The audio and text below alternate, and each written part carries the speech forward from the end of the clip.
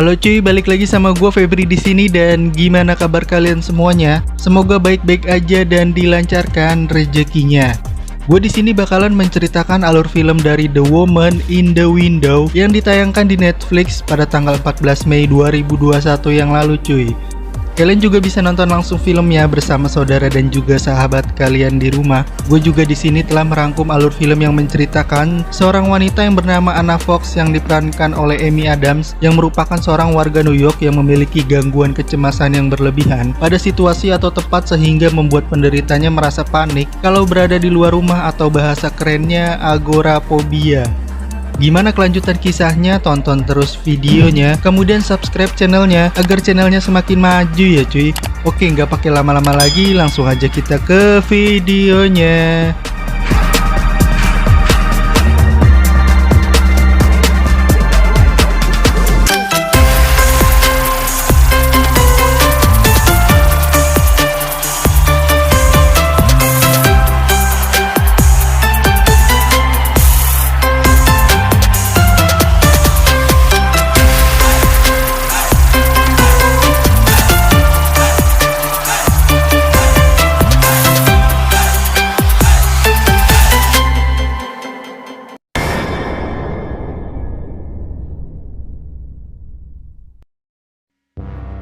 Kisah bermula dari seorang wanita asal New York yang bernama Anna yang memiliki gangguan kecemasan yang berlebihan sehingga ia tidak dapat bersosialisasi di luar rumahnya. Ia pun merasa takut untuk keluar rumah dan merasa tak ada tempat yang lebih nyaman selain rumahnya. Anna pun menghabiskan waktu di rumahnya dengan melakukan berbagai hal, mulai dari abok-abokan, ngelihat goyang kuproy di TikTok, hingga kepo terhadap aktivitas tetangganya yang ia lihat dari jendela rumahnya. Pada suatu hari ia kedatangan tamu yang merupakan tetangga barunya bernama Ethan. Dia sendiri menempati rumah 101 di seberang jalan depan rumah Anna dan tujuan dia datang untuk memberi sesuatu yang dititipkan ibunya sebagai salam perkenalan pada Anna. Mereka berdua pun saling mengobrol dan Anna memberitahu bahwa dirinya adalah seorang psikologi anak. Tak lama kemudian Ethan melihat ayahnya dari sisi jendela rumah Anna. Anna yang sebagai psikologi anak pun merasakan ada sesuatu yang membuat Ethan tertekan. Keesokan harinya datang seorang yang bernama David. Dia adalah penghuni yang menyewa kamar di basement rumah Anna. Di saat Anna tertidur terdengar suara anak-anak dari luar yang menyambut hari Halloween. Anak-anak tersebut melempari rumah Anna yang menganggap rumah Anna tidak berpenghuni. Anna yang memiliki kecemasan berlebihan memberanikan diri keluar untuk memberitahu kalau di dalam rumah tersebut masih ada orang yang menempatinya. Namun saat Anna membuka pintu, ia tiba-tiba jatuh pingsan. Setelah tersadar, ia dikejutkan kehadiran seseorang di hadapannya yang ternyata dia adalah ibunya Ethan alias tetangganya sendiri yang menempati rumah 101 tersebut. Mereka berdua pun akrab dan abok-abokan di rumahnya. Setelah wanita tersebut pulang, lalu datanglah seorang bapak-bapak yang bernama Alistair Russell. Dia juga menempati rumah 101 tersebut untuk mencari keluarganya yang kemungkinan berada di rumah Anna. Keesokan harinya Anna dikejutkan dengan kedatangan seseorang di rumahnya yang ternyata dia adalah David yang ingin meminta alat pemotong kardus pada Anna. Anna yang saat itu sedang mandi mendengar suara wanita yang berteriak dari arah rumah 101 tersebut. Anna kemudian menelpon Ethan untuk memastikan di rumah tersebut tidak terjadi sesuatu. Namun suara Ethan di sini penuh dengan kepanikan lalu menutup teleponnya. Dan tak lama kemudian Anna ditelepon oleh ayahnya Ethan. Lalu Anna pun bertanya bahwa ia mendengar suara jeritan dari arah rumahnya. Ayahnya Ethan menjawab bahwasanya tidak terjadi apa-apa di rumahnya tersebut. Anna yang tidak percaya atas jawaban dari ayahnya Ethan itu, kemudian ia memasang kamera untuk mengintai rumah tetangganya tersebut.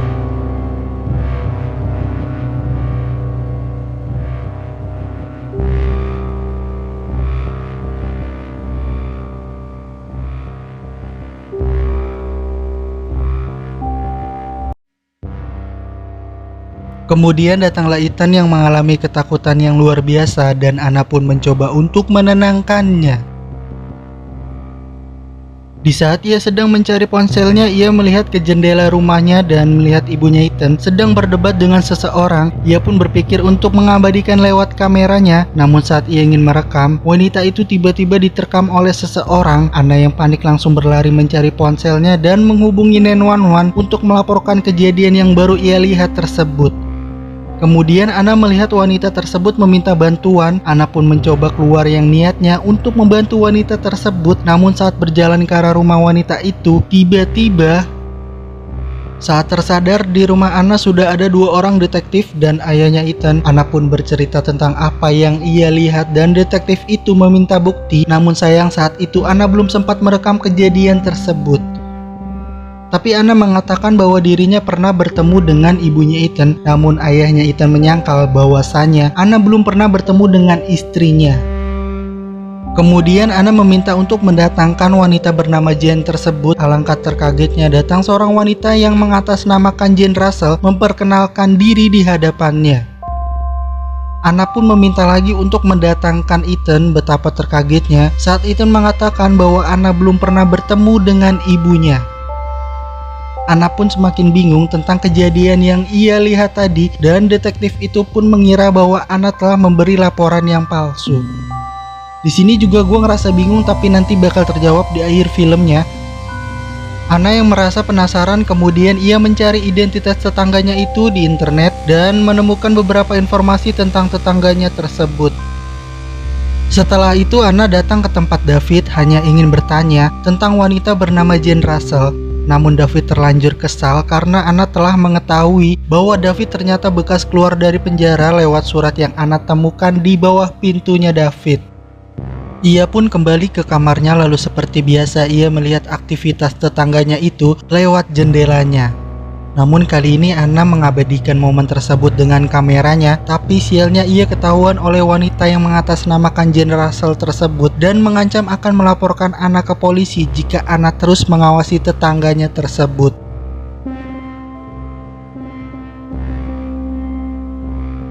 Keesokan harinya tepat di hari Sabtu ia mendatangi kamar David hanya untuk mencari kucingnya, tapi ia malah menemukan anting yang dipakai oleh wanita yang dibunuh di rumah tetangganya tersebut. Kemudian Ana melihat Ethan di luar lalu mencoba meneriakinya. Di saat itu juga Ethan datang dan terjadi adu bacot di antara mereka. Tak lama kemudian tiba-tiba datang ayahnya Ethan dan memberi peringatan pada Ana agar tidak lagi berhubungan dengan anaknya.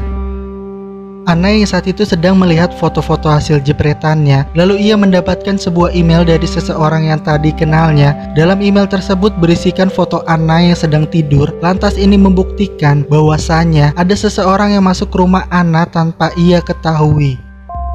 Ia pun langsung melapor kejadian tersebut ke detektif yang menangani kasusnya. Namun detektif ini tetap memberi kesimpulan bahwa Ana berhalusinasi. Tak lama kemudian secara bersamaan datanglah ayah dan wanita yang menamainya Jane Russell tersebut. Ayahnya Ethan kesal pada Ana karena ia telah menelpon kantornya tanpa sebab sehingga ia dipecat dari kantornya. Kemudian terjadi perdebatan di sini antara Ana dan juga ayahnya Ethan. Ayahnya Ethan di sini menganggap Ana telah mengarang semua tuduhan terhadapnya. Lalu Ana menunjukkan bukti sebuah gambar yang bahwasannya itu adalah gambar dan tanda tangan istrinya. Tiba-tiba datanglah David memberi pernyataan bahwa ia tidak pernah bertemu dan juga tidak pernah tahu kejadian pembunuhan di rumah 101 tersebut. Lalu David juga di sini memberitahu bahwa anting yang ditemukan Ana adalah milik teman kencannya David yang bernama Catherine. Ana pun memberitahu ke semuanya bahwa ia tidak berhalusinasi dan apa yang ia lihat itu kejadian yang nyata. Di bagian ini menceritakan tentang keluarganya Ana yang sudah meninggal karena kecelakaan yang menimpanya. Di saat itu Ana bersama anak dan suaminya sedang berada di dalam perjalanan. Kemudian Ana menerima telepon yang menurut suaminya itu adalah dari selingkuhannya Ana dan ponsel itu pun terjatuh. Di saat Ana ingin mengambilnya terjadilah kecelakaan yang membuat mobilnya masuk jurang. Namun yang selamat di sini cuma Ana, suami dan anaknya tidak berhasil diselamatkan.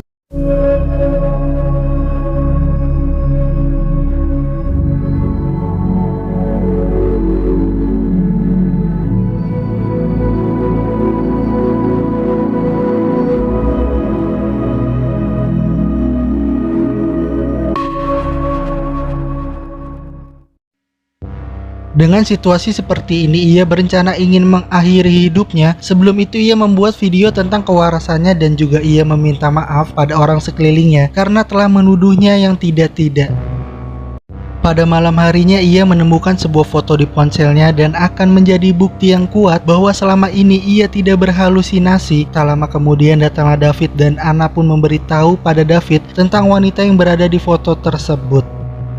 David bercerita bahwa yang selama ini Anna anggap Jane Russell tersebut ternyata bernama Kathy alias Catherine yang pernah bermalam di kamarnya David.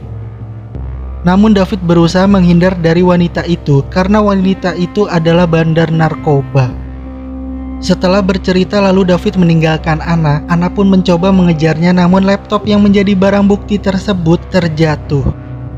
Di saat Anna melihat kondisi laptopnya terdengar suara orang dari bawah. Anna yang merasa ketakutan itu mencoba untuk menghampirinya. Lalu tiba-tiba Ethan muncul dengan kondisi tangan yang berdarah dan memegang sebuah pisau di tangannya. Fakta baru terungkap, ternyata yang membunuh Kathy adalah Ethan sendiri. Selain membunuh Kathy, dia juga membunuh David. Ethan yang mempunyai rasa psikopat yang tinggi, dia juga ingin membunuh Anna. Namun sayang saat terjadi duel, Ethan terjatuh dan tewas di tempat.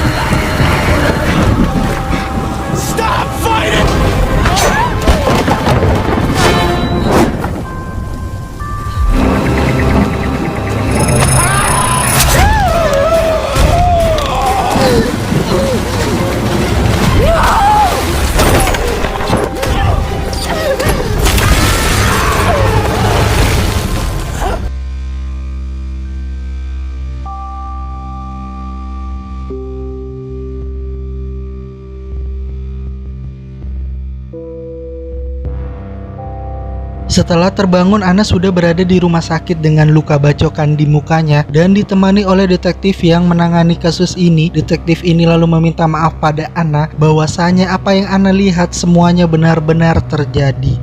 Dan pasangan Russell pun telah ditetapkan sebagai tersangka karena sedari awal sudah memanipulasi kejadian pembunuhan tersebut. Film pun diperlihatkan pada 9 bulan kemudian yang dimana Anna sudah hidup dengan normal dan ia pun melelang rumahnya lalu pergi dari kota tersebut dan film pun berakhir.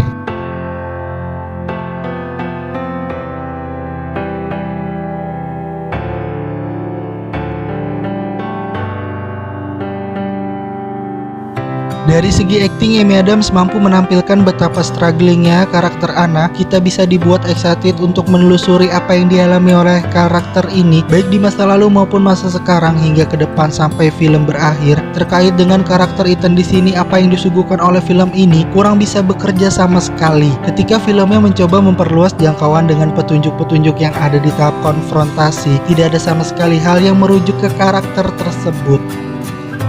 Namun di film ini kita disajikan dengan visualnya yang dimana kita penontonnya dapat merasakan ketegangan yang secara perlahan. Oke, itu aja cuy cerita film dari gua dan tunggu video-video dari gua selanjutnya. Thanks for watching, keep enjoy, keep smiling and see you next time. Bye bye.